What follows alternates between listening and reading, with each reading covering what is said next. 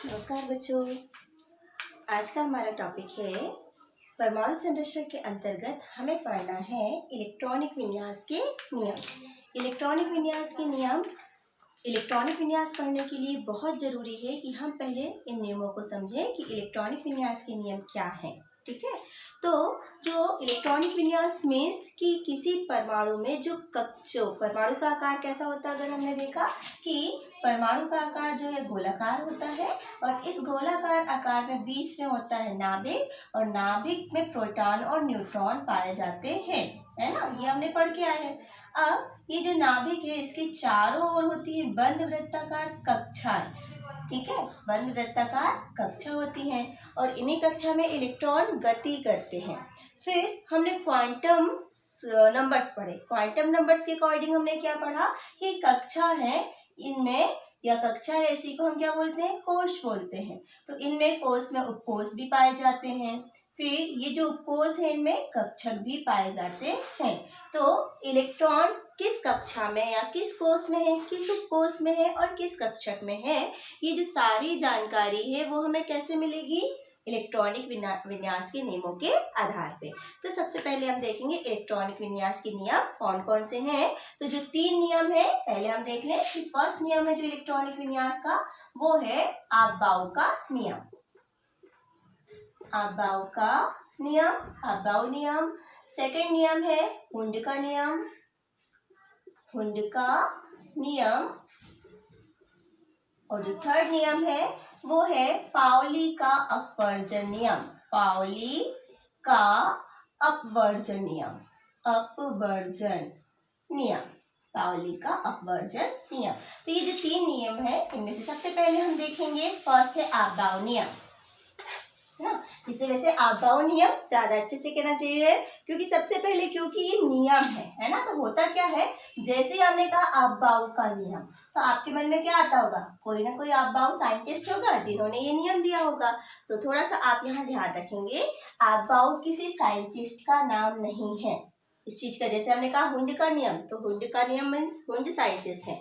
Pauli का अपवर्जन नियम means Pauli क्या है, साइंटिस्ट है। लेकिन यहाँ पर आपबाउ नियम ध्यान रखेंगे, आपबाउ किसी साइंटिस्ट का नाम नहीं है ना।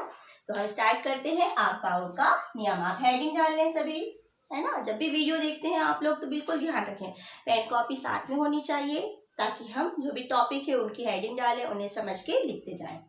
तो स्टार्ट करेंगे आपबाउ का नियम। जो आपबाउ का नियम है, सबसे पहले आपबाउ नियम है, आपबाउ शब्द, यहाँ पर आपबाउ एक जर्मन भाषा का शब्द है, जर्मन भाषा का शब्द है जिसका अर्थ होता है क्रमिक संरचना, क्रमिक संरचना। तो इस चीज का भी ध्यान रखेंगे कि आपबाउ जर्मन भाषा का शब्द है जिसका अर्थ होता है क्रमिक संरचना। आपबाउ नियम के अनुसार इलेक्ट्रॉन किसी कोश या कक्षा में बढ़ती हुई ऊर्जा के क्रम में प्रवेश करते हैं। आप इस लाइन को नोट कर लें बिल्कुल कि इलेक्ट्रॉन बढ़ती हुई ऊर्जा के क्रम में किसी कक्षा में प्रवेश करते हैं। अर्थात जिस कक्षा की ऊर्जा कम होती है इलेक्ट्रॉन वहां पहले जाते हैं और जिस कक्षा की ऊर्जा अधिक होती है इलेक्ट्रॉन वहां बाद में जाते हैं। तो ये होता है आपबाउ का नियम कि इलेक्ट्रॉन कम ऊर्जा वाली कक्षा में पहले प्रवेश करते हैं और अधिक ऊर्जा वाली कक्षा में बाद में प्रवेश करते हैं। अब किस कक्षा की ऊर्जा कम होती है, तो इसके लिए आपबाउ ने, हमने कहा ना आपबाउ एक क्रमिक, आपबाउ जर्मन भाषा का शब्द है जिसका अर्थ क्या है, क्रमिक संरचना। मीन्स यहाँ पर हम देखेंगे किस प्रकार से कक्षा की ऊर्जा का क्रम है। तो आप ही संरचना बना ले, पहले तो मैं बनाते जा रही हूँ। आप सबसे पहले यहाँ नोट करेंगे कक्षक जो है 1s कक्षक, ये 1s कक्षक, 2s, 2p, सॉरी यहाँ पे लिखेंगे 3s, 3s, फिर यहाँ पे आ जाएगा 4s, फिर यहाँ पे आ जाएगा 5s, फिर यहाँ पे आ जाएगा 6s। इस तरीके से आप लिख लें 1s, 2s, 3s, 4s, 5s, 6s। फिर यहाँ से शुरू करेंगे 2p, 3p, 4p, 5p, 6p। फिर तीसरी कक्षा में डी भी होता है तो यहाँ पे 3d, 4d, 5d, 6d। फिर यहाँ f 4 से स्टार्ट होता है, 4f, 5f, 6f। इसको आप चाहे तो आगे भी बना सकते हैं। तो ये सबसे पहले हम क्या लिख लेते हैं, कक्षकों की ऊर्जा, कक्षक लिख रहे हैं अभी हम। अब इनकी ऊर्जा क्रम जब हमको निकालना है तो यहाँ पर सबसे पहले हमारे पास 1s कक्षक है ना, इनको आप राउंड भी कर सकते हैं इस प्रकार से, 2s, 3s, 4s, 5s, 6s, 2p, 3p, 4p। बना लिया आपने। आप इस तरीके से बनाते जाएंगे ना तो आगे हम क्या करने वाले हैं वो आप साथ ही साथ बनाते जाएं। थोड़ा सा नीचे लिख रही हूँ मैं, थोड़ी आगे आवश्यकता पड़ेगी इसकी हमको, 6s। ठीक है, तो यहाँ पर जब हम ऊर्जा का क्रम बताते हैं तो हमको ये बताना है कि इतने जो कक्षक है इन कक्षकों में से किसकी ऊर्जा कम है और इलेक्ट्रॉन पहले कहाँ जाएगा। तो इस तरीके से जब हम लिख लेते हैं तो हम स्टार्ट करते हैं यहाँ से, ऊपर से हम बना रहे हैं ऊर्जा का बढ़ता हुआ क्रम, ऊर्जा का बढ़ता हुआ क्रम। तो यहाँ पर सबसे पहले इसकी ऊर्जा होती है कम, तो यहाँ पर आपने इसको नोट किया, इलेक्ट्रॉन पहले यहाँ जाएगा। फिर इसके बाद जो इलेक्ट्रॉन है वो 2s में जाएगा, तो आप 2s कॉलम पे एक तीर का निशान लगा दिए। 2s के बाद जो इलेक्ट्रॉन है वो 2p में जाता है। ठीक है, फिर 2p के बाद इलेक्ट्रॉन 3s में जाता है। 3s के बाद इसको इस तरीके से बढ़ाएं और इस तरीके से कर दें तो इलेक्ट्रॉन कहाँ जाएगा, 3p में। 3p के बाद इलेक्ट्रॉन 4s में जाएगा। फिर यहाँ से होता हुआ इलेक्ट्रॉन 3d में, 4p में, ये एरो बताते जाए कि इलेक्ट्रॉन किस ओर जा रहा है। ठीक है, फिर 5s में जाएगा। मैंने बीच में ये एक लाइन खींची, आप इस चीज का जरूर ध्यान दें, है ना, क्योंकि जब हम बीच में इस तरीके से लाइन खींचते हैं ना तो एक अंतराल बनते जाता है।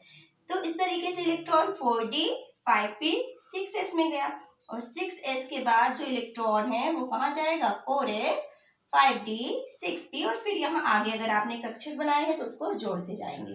तो इस तरीके से जो इलेक्ट्रॉन के किसी कक्षक में प्रवेश करने का ये क्रम हमको मिल जाता है। इसलिए ये जो क्रमिक संरचना शब्द यूज होता है कि इससे हमको एक क्रमिक संरचना मिल गई कि किस कक्षक की ऊर्जा कम है।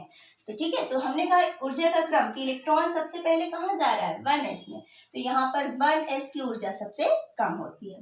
1s के बाद किस में जाएगा इलेक्ट्रॉन, 2s में, 2s की ऊर्जा इससे ज्यादा होती है। 2s के बाद 2p में जाता है इलेक्ट्रॉन, 2p, फिर इसके बाद 3s, फिर इसके बाद 3p। आप देखेंगे ये 2p, 3s, 3p और 3p के बाद इलेक्ट्रॉन कहाँ जाता है, 4s। तो यहाँ पर थोड़ा सा ध्यान रखेंगे, कंटिन्यू 3d हो जाता है।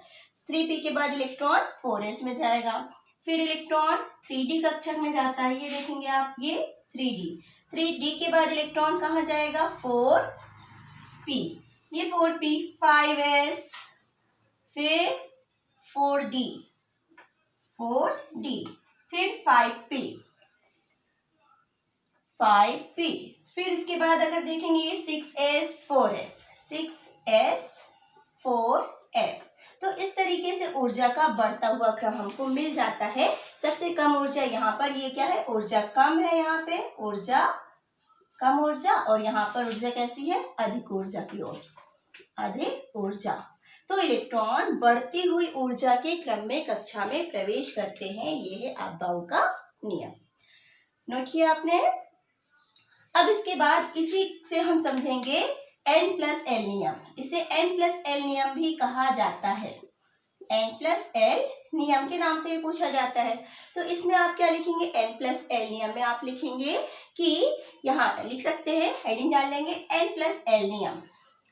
तो अबाउ नियम को n+l नियम भी कहा जाता है क्योंकि जिस कक्षक के लिए n+l का मान कम होता है उसकी ऊर्जा कम होती है और इलेक्ट्रॉन वहां पहले जाते हैं।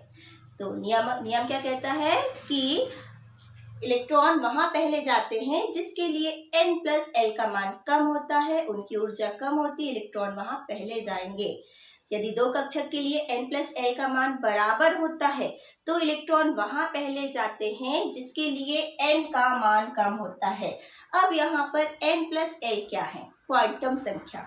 हम पढ़ के आ रहे हैं, क्वांटम नंबर्स पढ़े होंगे आपने, मैंने वीडियो भी डाला है इसका। तो जो क्वांटम संख्या है वहां पर n और l, n क्या है, मुख्य क्वांटम संख्या जो बताती है कक्षा की संख्या, और एल है द्विगंशी क्वांटम संख्या जो बताती है उपकोष की संख्या। तो यहाँ पर फॉर एग्जाम्पल हमारे पास हम ये ले लेते हैं 2s और 2p, 2s और 2p।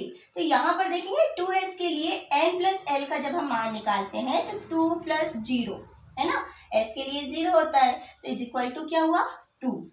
फिर यहाँ 2p के लिए हम देखते हैं 2 प्लस p के लिए l का मान कितना होता है 1 होता है। आपने क्वांटम संख्या निकालना अगर सीखे हैं तो आपसे इजीली बन जाएगा। तो 2p के लिए हो जाता है 2 प्लस 1 इज इक्वल टू 3। तो 2s के लिए n प्लस एल का मान 2 आता है, 2p के लिए 3 आता है। मीन्स इलेक्ट्रॉन पहले कहाँ जाएगा 2s में जाएगा क्योंकि इसकी ऊर्जा कम होती है, और बाद में कहाँ जाएगा 2p में। तो यही पूछा जाता है कि n प्लस एल के नियमानुसार जिन कक्षकों के लिए n प्लस एल का मान कम होता है इलेक्ट्रॉन वहां पहले जाते हैं, और जिनके लिए n प्लस में एल का मान अधिक होता है वहां इलेक्ट्रॉन बाद में जाते हैं। अब यदि किन्हीं दो कक्षकों के लिए n प्लस एल के मान समान हो गए, फॉर एग्जाम्पल यहाँ पर हम लेते हैं हमारे पास ये है 4p और 5s, ठीक है, ये देखेंगे 4p और 5s। तो 4p में यहाँ पर n का मान 4 और p के लिए कितना होता है 1, तो इज इक्वल टू क्या हो गया 5, ठीक है। फिर अगर हमने कहा 5s तो 5s के लिए n का मान 5 और s के लिए हो गया 0 इज इक्वल टू 5। तो अब यहाँ पर 4p और 5s दोनों के लिए n प्लस एल का मान कैसा होता है इक्वल होता है, दिखाई दे रहा है, हमने निकाल लिए। तो यहाँ पर कहा गया यदि किन्हीं दो कक्षकों के लिए n प्लस एल के मान समान होते हैं तो इलेक्ट्रॉन वहां पहले जाता है जिसके लिए n का मान कम होता है, ठीक है। तो यहाँ पर अगर देखें तो 4p के लिए n का मान 4 है, 5s के लिए n का मान 5 है, तो 4p में इलेक्ट्रॉन पहले जाता है और 5s में इलेक्ट्रॉन बाद में जाता है। तो ये कहलाता है इस प्रकार से n प्लस एल नियम के माध्यम से भी आप इसको समझा सकते हैं आप-बाऊ नियम को, ठीक है। तो ये है फर्स्ट आप-बाऊ का नियम, इम्पॉर्टेंट है, अक्सर पूछा जाता है, और क्योंकि इलेक्ट्रॉनिक विन्यास हमको आगे पढ़ना है तो बहुत जरूरी है कि ये आपसे आए। तो आप इसे वीडियो को ध्यान से देखें, समझें और कॉपी में नोट करें। Thank you.